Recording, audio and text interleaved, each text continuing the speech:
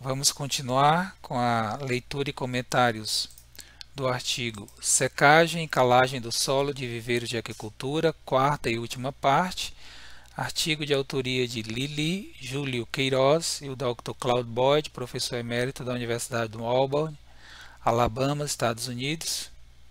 Artigo publicado na Responsible Seafood Alliance em 2015. Dá uma olhada no sumário. Na primeira parte falamos sobre a importância da secagem do solo.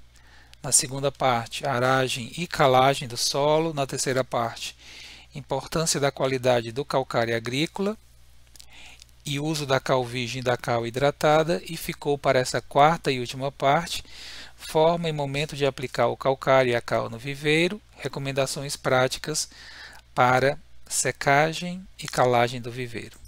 Vamos então falar sobre forma e momento de aplicar o calcário e a cal no viveiro.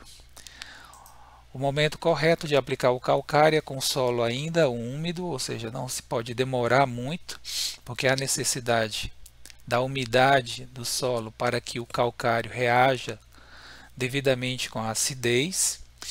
E quando for feita a aplicação do calcário, buscar aplicar de uma forma uniforme, de tal maneira que se consiga aplicar em toda a extensão, em toda a superfície do solo do viveiro.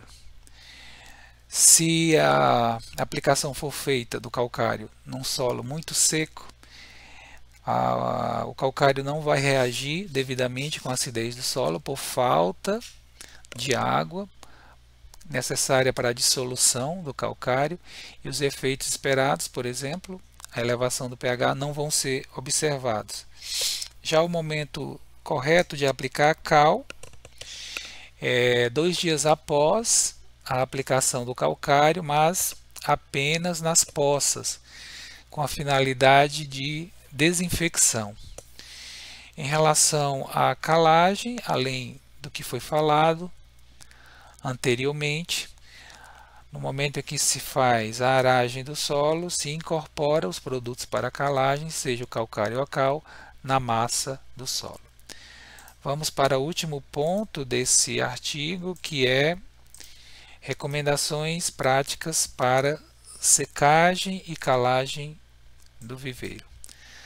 Nós temos aqui alguns slides que mostram a sequência lógica que deveria ser seguida para a realização correta da secagem e calagem do solo de viveiros de aquicultura.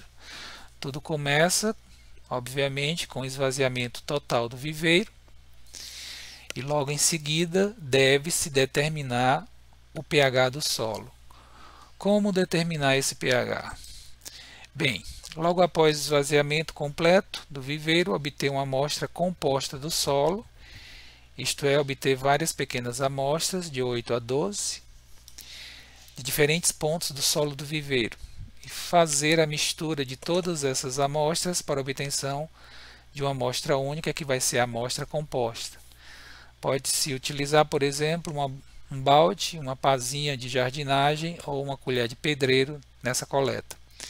Na amostragem do solo, basta coletar os 5 centímetros superficiais. Essa amostra composta ela poderá ser encaminhada para algum laboratório externo para análise ou ser analisada, o que seria melhor, em um laboratório da própria fazenda, obviamente, se tiver disponível. Como a necessidade de determinar o pH para se saber a quantidade de calcário a ser aplicada no solo, e esse calcário deve ser aplicado enquanto ainda o solo está úmido, tem-se uma certa pressa, né, urgência na determinação do pH do solo.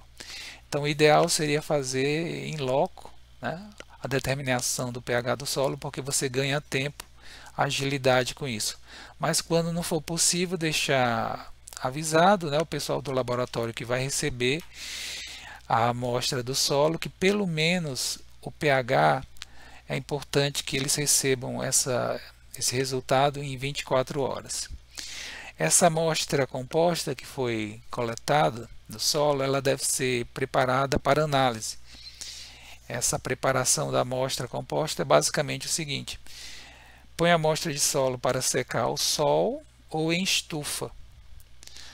No caso, ao sol, espalhar uma fina camada do solo sobre uma superfície impermeável em área externa, obviamente caso o tempo esteja seco. Quando não, e se tiver uma estufa, pode-se colocar a amostra para secar em estufa. Uma vez seca, a amostra deve ser pulverizada, isto é, macerada com almofariz e pistilo, para em seguida ser peneirada para obtenção de uma amostra fina. Nesse peneiramento, utilizar uma peneira com abertura de malha de 0,85 milímetros. Uma vez tendo-se obtido a amostra seca e pulverizada, pesar 10 gramas e colocar em um becker contendo 10 mililitros de água destilada. Aí você pode misturar de forma intermitente, com bastão de vidro, por 20 minutos, ou de forma contínua em agitador magnético por 10 minutos. Ao final desse tempo, introduzir o eletrodo de um pH-metro calibrado e fazer a leitura do pH, certo? Então, tendo-se a informação do pH do solo, é possível agora saber a quantidade de calcário a ser aplicada. Nós temos aquelas tabelas que foram vistas nos vídeos anteriores, na segunda parte, se eu não me engano, que apresenta a recomendação de calcário em função do pH do solo, certo?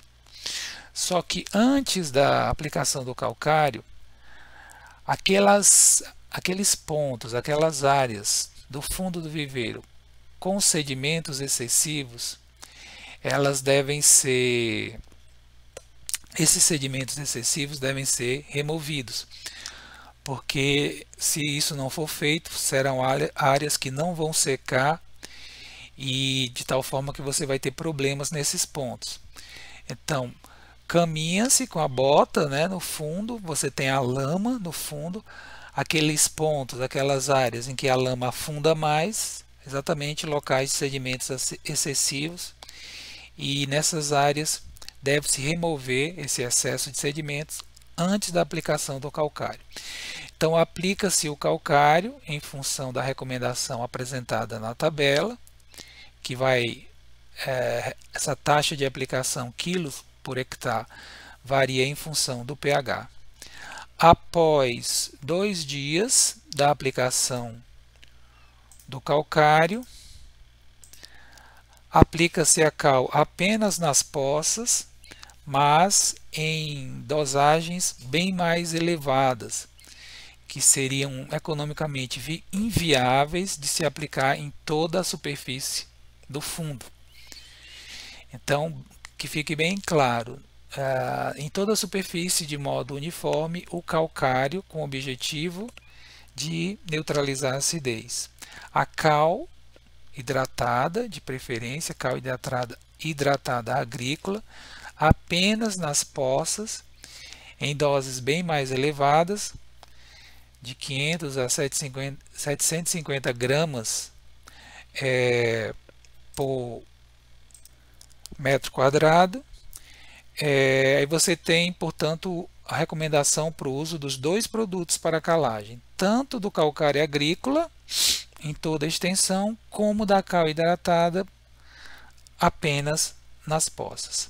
Quando o solo secar e rachar, ele está na condição necessária para a realização da aragem do solo, visando uma maior aeração do solo, uma secagem de uma espessura maior do solo, e com isso que a oxidação não só da matéria orgânica, mas de compostos reduzidos seja mais efetiva.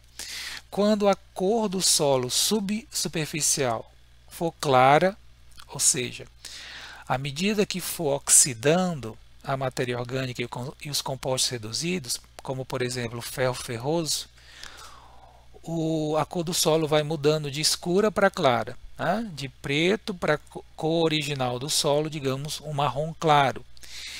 Então, quando toda a extensão do solo apresentar essa cor mais clara, não apenas o solo, a camada mais superficial do solo, né?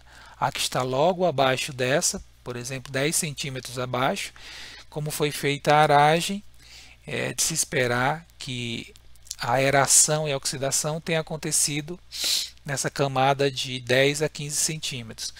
Quando toda essa camada de 10 a 15 centímetros do solo estiver com a cor mais clara, finalmente tem-se a conclusão do trabalho de secagem e calagem do solo. O viveiro está pronto para receber água e iniciar o próximo ciclo de produção. Bom, foi isso. Eu vou encerrando por aqui. Eu agradeço a todos a atenção, desejando aí muita paz e saúde. Até uma próxima oportunidade.